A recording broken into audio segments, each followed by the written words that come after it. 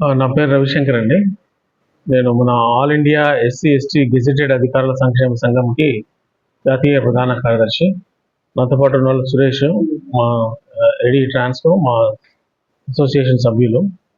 So నేడు ముఖ్యంగా ఈ పత్రికా సమావేశం దేని గురించి అంటే, రిజర్వేషన్లు ఏవైతే ఉద్యోగుల పదోన్నతుల్లో ఇంప్లిమెంట్ చేయాలని ఉందో, సో దానికి సంబంధించి నిన్న మన రాష్ట్ర సచివాలయమైనటువంటి దగ్గర మన మంత్రివర్గ ఉపసంఘం మీటింగ్ జరిపారు.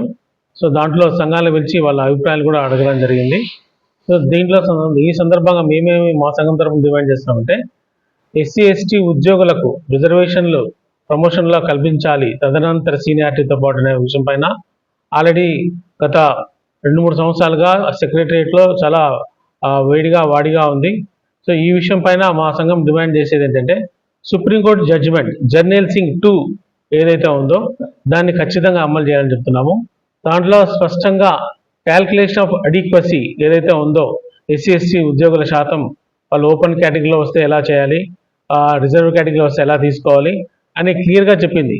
అది ఏం చెప్తుంటే, ఎస్సీ ఎస్టీ ఉద్యోగులు రిజర్వేషన్లు పొందినప్పటికీ వాళ్ళు జనరల్ కేటగిరీలో ఓపెన్ కేటగిరీలో వస్తే వాళ్ళని ఎస్సీ ఎస్టీ ఉద్యోగులుగా కన్సిడర్ చేయకూడదు, అడిక్వసీని దాంట్లో క్యాలిక్యులేషన్ చేసుకోకూడదు. వాళ్ళు ఓపెన్లో వచ్చిన వాళ్ళు సపరేట్గాను, రిజర్వేషన్లో వచ్చిన వాళ్ళు సపరేట్గానే చేసుకోవాలని చాలా స్పష్టంగా ఆ కేసులో సుప్రీంకోర్టు చాలా స్పష్టతనిచ్చింది. దాన్ని ఇంప్లిమెంట్ చేయమంటున్నాం. అట్లనే ఇప్పుడు కొన్ని సంఘాలు సెక్రటరియట్లో ఏం చేస్తున్నాయంటే, ఇనిషియల్ క్యాడరు తర్వాత ఫీడర్ కేటగిరీ గురించి వాళ్ళు అడుగుతున్నారు. సో మేము డిమాండ్ చేసేది ఏంటంటే, మేము ఫీడర్ కేటగిరీని బేస్ చేసుకొని క్యాల్కులేషన్ చేయాలని మేము డిమాండ్ చేస్తున్నాము. ఇది దాదాపు 1994లోనే 2005లోనే పార్లమెంట్ కూడా చట్టం చేసింది, రాజ్యాంగం సవరణ చేసేసి. ఎందుకంటే ఎస్సీ ఎస్టీలకు తరతరాలుగా కొన్ని వేల సంవత్సరాల నుంచి వెనుకబాటుకు లోనయ్యారు.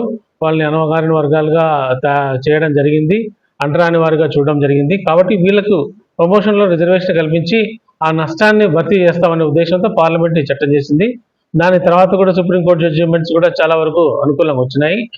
కాబట్టి ఇక్కడ ఈ విషయంలో సెక్రటరియట్లో ఉన్న ఉద్యోగస్తులు ఏదైతే ఉన్నాయో వాటికి కాదు, రాష్ట్రంలో అన్ని శాఖల్లో కూడా అన్ని డిపార్ట్మెంట్లో కూడా ఉద్యోగస్తులకి జర్నల్ సింగ్ 2 జడ్జిమెంట్ వర్తింపజేస్తూ, అలాగే ఇనిషియల్ క్యాడర్ కాకుండా ఫీడర్ కేటగిరీ లెక్క తీసుకొని ఒక ప్రమోషన్లో కనిపించాల్సిందిగా మేము సంఘం డిమాండ్ చేస్తున్నాం.